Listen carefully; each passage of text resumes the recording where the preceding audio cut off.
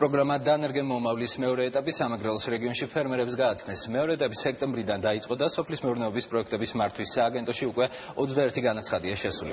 ცვლილებების თანახმად მრავალწლოვანი ბაღების კომპონენტში ყველა რეგიონში 5 ჰექტარის ნაცვლად მიწის მინიმალური ფართობი 1 ჰექტარით განისაზღვრა.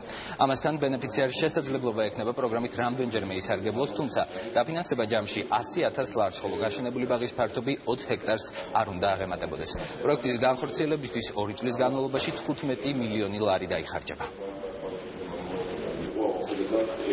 უნდა მსურველმა წარმოადგინოს მაგალითად არსებული სანერგემეურნეობის განვითარების ბიზნეს გეგმა, სადაც უნდა იყოს კონკრეტული პირობები გაწერილი, რა საპირებს, რა ენერგიების გამოყვანას, რა რაოდენობით და აღნიშნული ბიზნეს გეგმის ღირებულების 50% დაუფინანსდება მაქსიმუმ 150,000 ლარის ფარგლებში. მოიხსნა ის შეზღუდვები, რომელიც აბრკოლებდა ამ პროექტში მონაწილეობის მიღებას და მე ვფიქრობ, რომ ეს გააძლიერებს ჩვენს მოსახლეობას, ვინც არის დაკავებული სოფლის მეურნეობით.